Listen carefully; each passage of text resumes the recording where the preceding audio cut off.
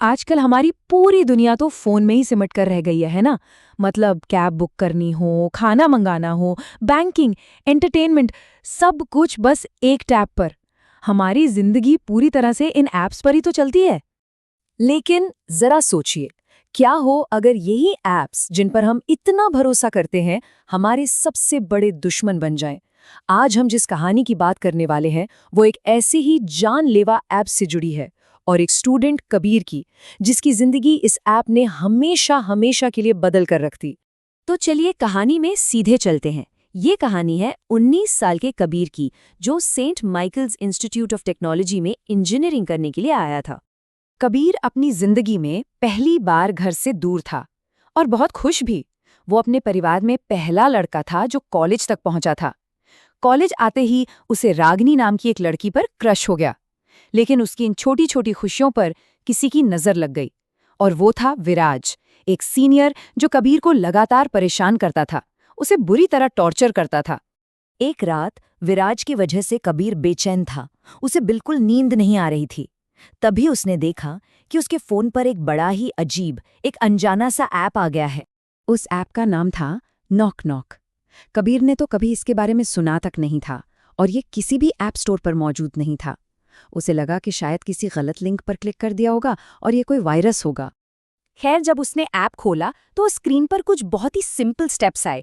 पहला मैसेज था, knock knock में आपका स्वागत है। उसके बाद लिखा था, एक ऐप जो सब कुछ हल करता है। और फिर आखिर में एक चौंकाने वाली मौग, एक मौत की इच्छा करो। अब कबीर को लगा कि ये कोई मजाक चल रहा है।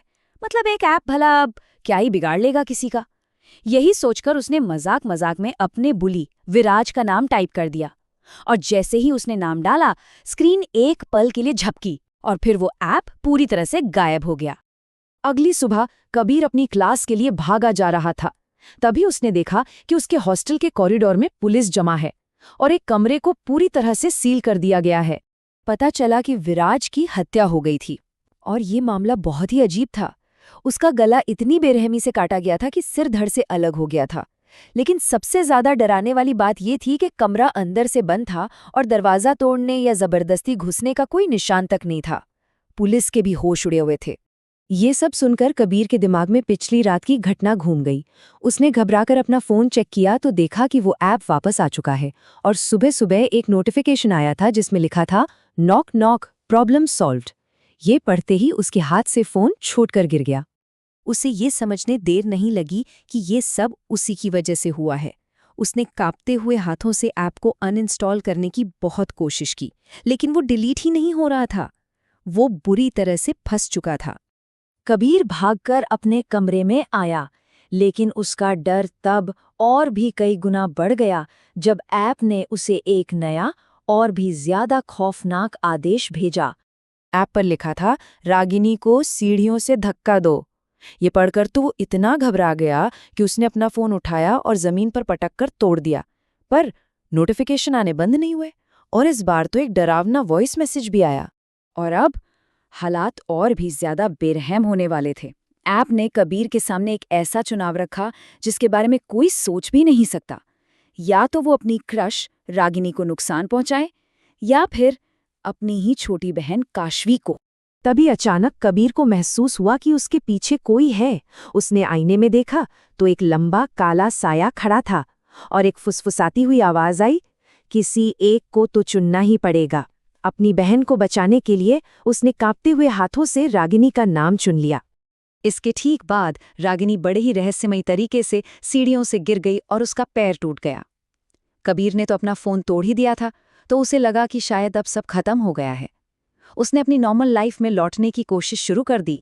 लेकिन कुछ दिन बाद जब कबीर ने अपने घर पर बात करने के लिए हॉस्टल का लैंडलाइन उठाया, तो दूसरी तरफ से उसकी माँ की नहीं बल्कि उसी ऐप से आने वाली डरावनी आवाज आई, जो पूछ रही थी, तुम्हें क्या लगा सब खत्म हो गया? वो दौड़कर अपने कमरे में गया, और वहां जो कुछ था उसे देखकर उसके पैरों तले जमीन खिसक गई। उसका तोड़ा हुआ फोन उसकी मेज पर बिल्कुल सही सलामत रखा था, और उस पर ऐप से एक नया टास्क आया हुआ था। इस बार ऐप ने उसे प्रिंसिपल की कार के ब्रेक काटने को कहा। जब कबीर ने साफ मना कर दिया तो ऐप ने उसे एक नई लिस्ट दिखाई, और इस लिस्ट में उसके अपने परिवार के लोगों के नाम थे। और उस लिस्ट के ठीक नीचे सिर्फ एक कमांड था, किल 1। अब उसे अपने कमरे में हर कोने में वही काला साया दिखने लगा। उसके कानों में बस एक ही आवाज गूंज रही थी, एक फुसफुसाहट जो धीरे धीरे एक चीख में बदल रही थी, एक को मारो, एक को मारो। कबीर के लिए ये सब बर्दाश्त से बाहर हो चुका था। इस पूरे खौफ को खत्म करने के लिए अपनी आखिरी और हताश कोशिश में वो जोर से चिल्लाया और एक नई मौत की इच्छा मांगी खुद के लिए। अगली सुबह हॉस्टल में एक और खौफनाक मंजर लोगों का इंतजार कर रहा था। कबीर अपने कमरे में मरा हुआ मिला। उसके कमरे से कोई सबूत नहीं मिला सिवाय एक डायरी के, लेकिन उस डायरी के भी सारे पन्ने फटे हुए थे, जैसे कोई उसकी पीड़ा का हर एक निशान मिटा देना चाहता हो। तो ये कहानी एक बड़ा सवाल खड़ा करती है। अगर किसी के फोन पर ऐसा कोई ऐप अचानक आ जाए तो क्या वो उसका इस्तेमाल करेगा?